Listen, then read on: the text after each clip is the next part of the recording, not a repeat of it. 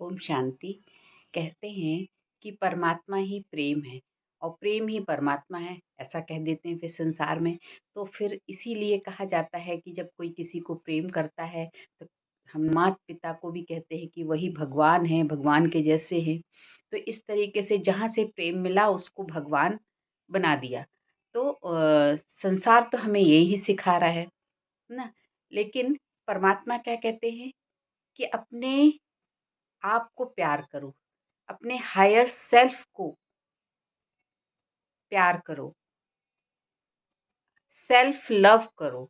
तो जब हम भरपूर होंगे, अपने अंदर के प्यार को हम हर पल जगाए रखेंगे, अनुभव करेंगे, उस सुप्रीम सोल से प्यार करेंगे, है ना। तो हम जब सेल्फ लव करेंगे, अपने हायर सेल्फ से लव करेंगे, गॉड से लव करेंगे, तो हम भरपूर होंगे।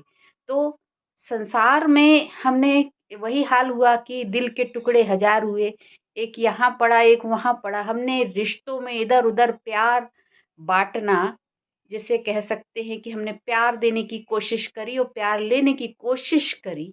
लेकिन हुआ क्या कि हम कलयुगी प्यार करते रहे। कलयुगी प्यार का मतलब ये है कि स्वार्थ का प्यार, कंडीशन कि हमको ये मिलेगा तो हम ये करेंगे, है ना। इस तरीके से लेन देन वाला प्यार, और इसीलिए तो गिफ्ट का आदान प्रदान, ये सब इसको प्यार माना जाता है। तो ये कलयुगी प्यार है।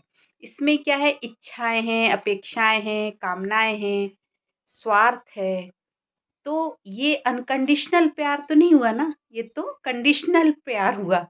माने कि अ, एक लगाव हुआ, एक जुड़ाव हुआ, एक झुकाव हुआ, एक किसी की हमें ज़रूरत है, चाहत है, ये मुझे मिल जाए, तो उसको हमने प्यार कह दिया, है ना। या उससे हमारी कोई पूर्ति होती रहे तो हमने उसको प्यार कह दिया।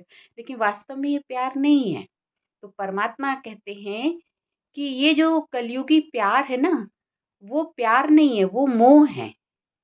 और मोह माने ये किसी को कैद करना, किसी को अपने कंट्रोल में रखना, किसी को गुलाम बनाना, कि वो हमारी बात मानेगा तो हम उसको प्रेम करेंगे, या कोई हमारी बात मान रहा है तो हम उसको प्रेम करेंगे। तो हमने प्रेम को इतने दायरे में बांध दिया है।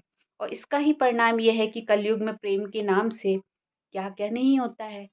तो जब तक हम ये ज्ञान नहीं प्राप्त करते हैं, परमात्मा के प्यार को नहीं समझते हैं, और परमात्मा के ज्ञान के द्वारा हम ये नहीं जानते हैं कि सेल्फ लव कितना ज़रूरी है, तो संसार तो दुनिया में तो मनुष्य यही सीख रहा है और सिखा रहा है कि आपस में प्रेम करो।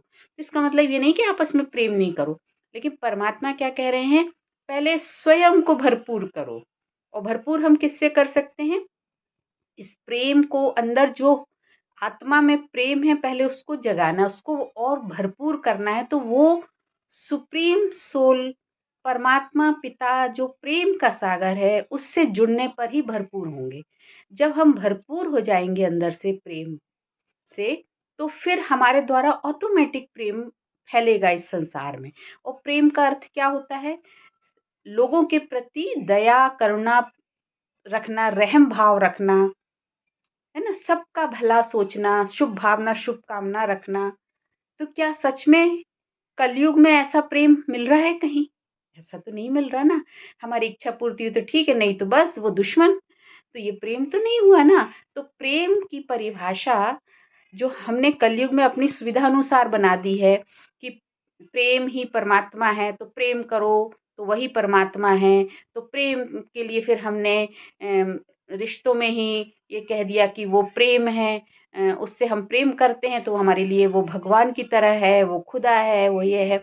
लेकिन अ, हमने भगवान को भी कितने हद में, कितनी सीमाओं में बांध दिया, जबकि वो तो अनलिमिटेड है ना, असीमित है। तो परमात्मा को हम हद में तो नहीं बांध सकते ना, वो तो प्रेम का सागर है।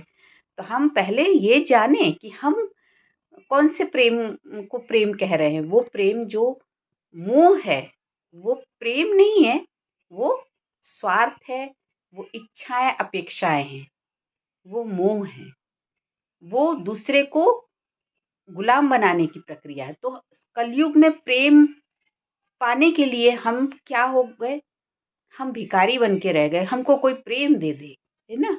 तो ये जो कलयुग में प्रेम पाने की के तरीके हैं कि हम किसी को अच्छा भोजन खिला देंगे, किसी के सामने हम हर बात उसकी मान लेंगे तो हमको प्रेम मिल जाएगा, तो हम भिखारी बन के रह गए। तो परमात्मा कहते हैं कि तुम तो मेरी संतान हो, तो तुम भिखारी क्यों बन रहे हो?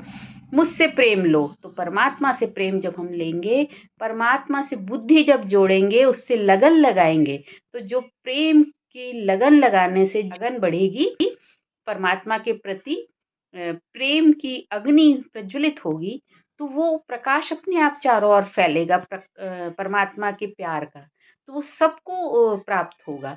जैसे सूर्य, सबको सूर्य की किरणें सबको प्राप्त होती ना, तो वैसे ही परमात्मा का प्यार सभी आत्माओं को मिलेगा। तो ये जो शरीर का प्यार है, ये तो मोह है, और ये जब प्राप्ति नहीं होती है, तो पहले तो लोभ होता है कि ये प्राप्त हो जाए, तो ये एक विकार है, लोभ। और जब प्राप्ति नहीं होती है, तो क्रोध आता है ना? और फिर डर भी लगता है, अरे हम उसको बहुत प्रेम करते हैं और वो नाराज ना हो जाए, और इसलिए हम उसके सामने डरे डरे भी रहते हैं।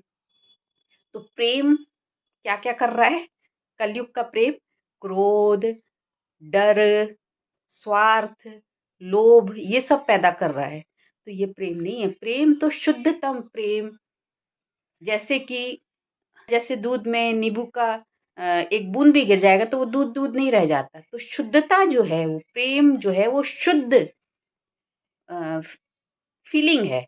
तो वो शुद्धता इस कलयुगी संसार में, कलयुगी मनुष्यों के द्वारा प्राप्त नहीं होता है, वो परमात्मा से प्राप्त होता है। और यही कारण है कि मनुष्य मनुष्य से प्रेम पाने के लिए क्या क्या नहीं कर रहा है, और उसके बाद भी वो आधा अधूरा है, अपने अंदर वो कमी और मतलब हमेशा अभाव महसूस करता है प्रेम का। तो जब तक हम परमात्मा माने कि हायर सेल्फ से अपने आप को नहीं जोड़ लेते हैं, तब तक हम प्रेम नहीं पा सकते हैं, और आत्मा अतृप्त ही रह जाती है। इसलिए प्रेम को जानना समझना ज़रूरी है, क्योंकि आत्मा का स्वधर्म ही है प्रेम। तो संसार तो हमें ये नहीं सिखा रहा है ना, परमात्मा से प्रेम करो, सेल्फ लव करो, अपने आप से प्रेम करो, है ना? अपने हायर सेल्फ से प्रेम करो। ये दुनिया में या रिश्ते नाते संबंधों में कोई नहीं सिखाता है। बस हमको प्रेम दो, है ना? हमको मान सम्मान दो। मान सम्मान देना भी यही माना जाता है कि प्रेम करना, है ना? कि मान सम्मान दे रहे हो माने उसके सामने झुक रहे हो, माने कि आप उससे प्रेम कर रहे हो, उसकी वैल्यू समझ रहे हो। तो इस तरीके से हम या तो गुलाम बन जाते हैं या किसी को गुलाम बना लेते हैं, इस प्रेम के लेन देन आदान प्रदान के चक्कर में। तो परमात्मा क्या कहते हैं कि तुम तो हो ही प्रेम से भरपूर आत्मा, लेकिन सबसे पहले अपने को आत्मा जानो, और अपने हायर सेल्फ से कनेक्ट हो, जो तुम्हारी सबसे हाईएस्ट स्टेज है प्योरिटी की और लव की, उसको जानो। और वो हम कैसे जानेंगे? परमात्मा से प्रेम करके, परमात्मा से बुद्धि योग जोड़ के, परमात्मा से योग लगा के, और परमात्मा के ज्ञान को समझ के अपने आप से हम प्रेम करना सीखेंगे। जब अपने आप से प्रेम करना सीखेंगे, तो हम अपने आप में भरपूर होंगे, तृप्त होंगे, संतुष्ट होंगे, फिर हम भिखारी नहीं होंगे। ओम शांति।